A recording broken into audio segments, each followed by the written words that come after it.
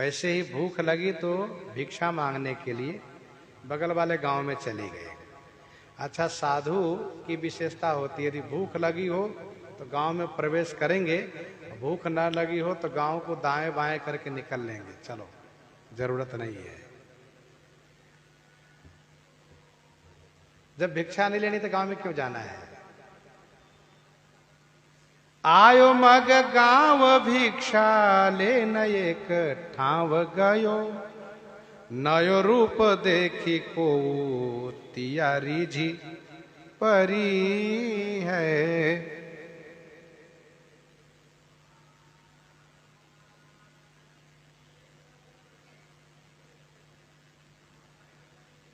आयो मग गांव भिक्षा लेने एक ठाव गयो। मार्ग में एक गांव पड़ा है और वहीं पर उस गांव में भिक्षा लेने के लिए गए। नयो रूप देखी, इनके नया रूप देख करके एक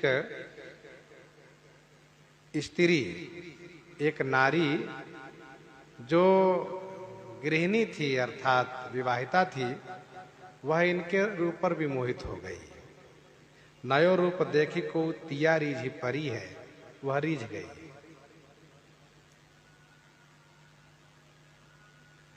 वह जब रीझ गई तो उन्होंने इनसे आग्रह किया, निवेदन किया, क्या भिक्षा क्यों, प्रसाद पा लीजिए।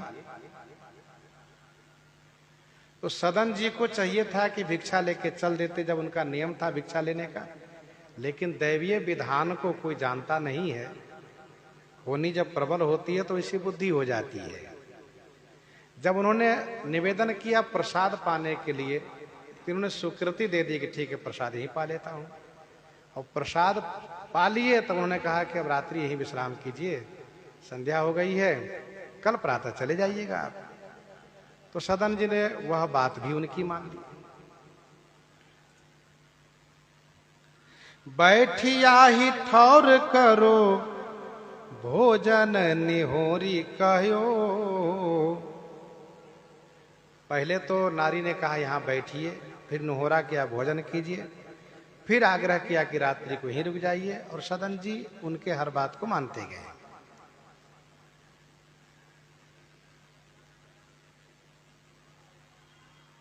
जब सदन जी रात्रि को सो रहे थे और उस स्त्री के परिवार वाले जब सब सो गए, तो वह स्त्री इनके पास आई। रहो निशि सोए, रात्रि में सो रहे थे, रहो निशि सोए सदन जी, आई मेरी मति हरी है।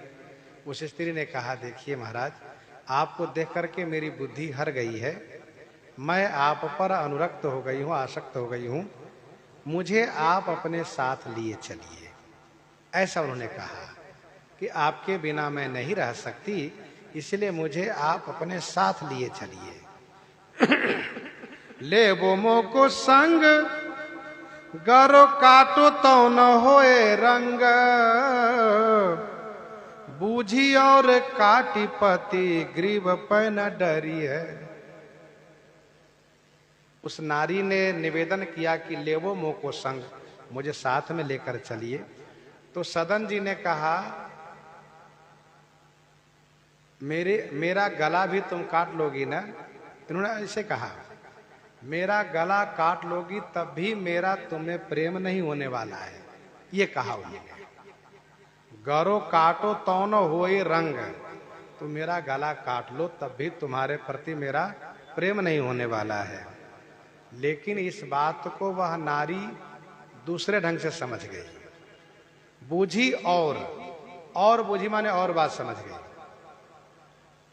इसीलिए कहीं भी कोई बात हो तो पहले उसको स्पष्ट समझना चाहिए। बिना समझे किसी भी बात पर प्रतिक्रिया वह हानिकारक होती है, भयावह होती है, दुखद होती है। नारी को ऐसा समझ में आया कि ये बाबा कह रहे हैं कि तुम अपने पति को गला काट दो तब मैं तुम्हें साथ में ले चलूंगा, ऐसा उनको समझ में आया। जबकि सदन जी ने ये कहा था कि मेरा गला काट लोगी तब भी मेरा तुम्हें रंग नहीं होगा, प्रेम नहीं होगा, और उसका अर्थ, उसका शब्द का वो दूसरे ढंग से समझ लिया है। कभी कभी किसी किसी को ऐसा होता है कि 2 दूनी 5, उसके मन मस्तिष्क में बैठ गया है कि 2 दूनी 5 होता है, उससे कहो कि 2 दूनी 4, तो उसको समझ में नहीं आता है, कहेगा नहीं 2 दूनी 5 ही होता है। तो वैसे ही इस नारी को समझ में ऐसा है और ऐसी होनी है, संयोग ऐसा है। अब झट से उन्होंने जाकर अपने पति को गला काट दिया, अपने पति को गला काट दिया जाकर के, और पति को गला काट करके और फिर आई इनके पास। बूझी और काटी पति ग्रीव पैन डरी है। उनको डर नहीं लगा, उसने पति गला काट दिया है।